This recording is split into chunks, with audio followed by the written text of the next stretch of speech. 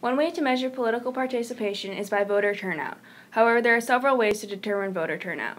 To begin with, there are two different voting populations, the VAP and the VEP.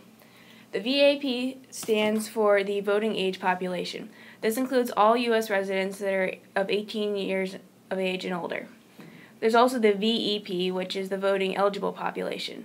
This is only a part of the VAP because this excludes those who are unable to vote. So any person who is not a citizen of the United States or is disenfranchised due to convicted felons or other state laws. You can also measure voting population by those who are registered and those who are non-registered. Most people register for voting and complete their registration forms before a certain date. However, some people just register at the voting site. Therefore, if we take the number of voters out of the VAP, we have a smaller turnout, but if we take the number of voters out of the VEP, we have a larger turnout. Therefore, by determining voter turnout using a different population, you come up with a different percentage of the people who voted.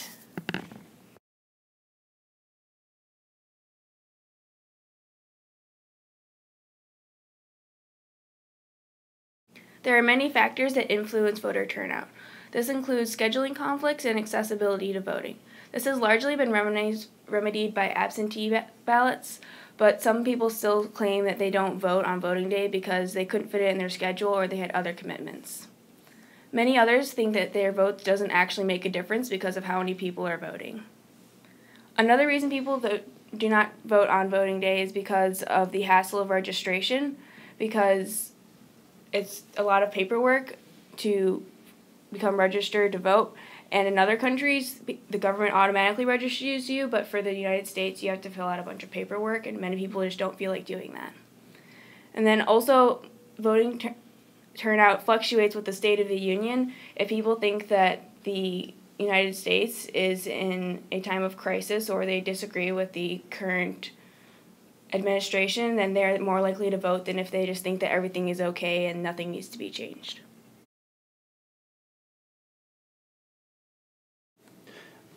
Voter participation in America has changed a lot over time. In the 18th century, the Democrats could count on the solid South, and being elected to a Democratic position was tantamount to getting the position. The Republicans were much stronger in the North, where they were seen as the party of business. However, over the years, this has changed. In recent years, the Republicans have focused on taxes and lower taxes for businesses. They typically capture the white vote and the professional vote. Professionals who make more money than the average person. The Democrats have been seen as the party of higher spending. Larger government means it can solve more problems, in their opinion.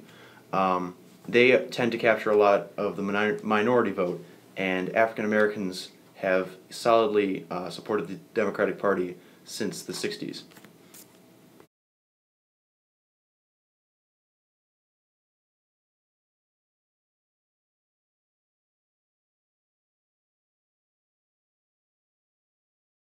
The Motor Voter Act of 1993 was a federal program designed to encourage voter turnout and increase the diversity of the voting pool while reducing the cost of voter registration. This act made the economic gap between voters and non-voters smaller, as people of a smaller income found it easier to register and then vote. Though it's great in theory, many states don't follow through with it or add complications and restrictions, making it useless for many. In European countries, registering to vote is automatically done by the government. No money or hassle involved. But in America, you have to take time out of your day to go pay to be a registered voter. Participation-wise, less people are registered to vote here than abroad. Also, with registering to vote, America is pretty much the only country that does not make it legally compulsory for voters to register. In the United States, the voting age is 18, obviously. However, in other countries, the age differs, such as Brazil, where the legal age is 16, 17 in Indonesia, South Korea, and several other countries where the age is 19, 20 in Japan, or 21 as it is in Lebanon. Other differences would include how the United Nations and some other democracies deny prisoners the right to vote. America is almost alone among democracies in the extent to which lawyers deny ex-prisoners the right to vote, though the specifics vary from state to state. The 14th Amendment states that the rights of citizens of the United States to vote shall not be denied or abridged by the United States or any state on account of race, color, or previous condition of servitude. However, this was not interpreted by the Supreme Court at the time to mean everyone, including blacks, can vote, but instead interpreted to mean that you couldn't deny someone the right to vote based purely on race. So they used this loophole, if you will, to keep people, generally blacks, from voting by using hindrances. The most notable and well-known hindrances were literacy tests, poll taxes, and the grandfather clause. To vote must prove that they could read and write. If they could not, they were not allowed to register to vote. The poll tax was literally a tax at the polling place. Paying this tax was required in order to vote. This mandatory payment filtered out the poorer voters, mostly those aimed at African Americans, but also affected Native Americans and new immigrants, but also some of the poor Americans, the whites, the southern whites, where these poll taxes were implemented.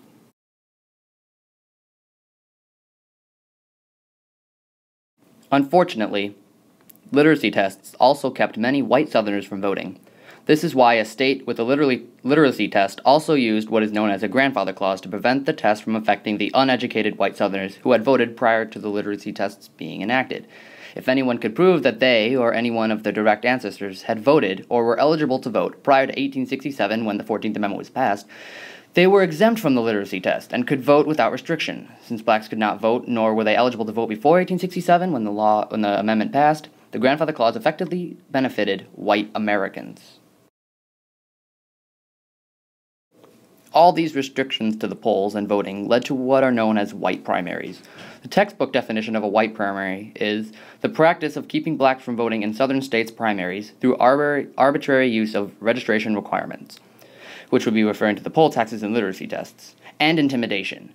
So a white primary was a primary election where only whites could vote.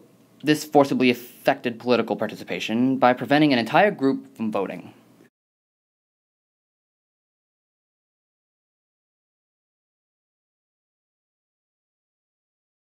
Enjoy your rest of the day and this picture of a unicorn.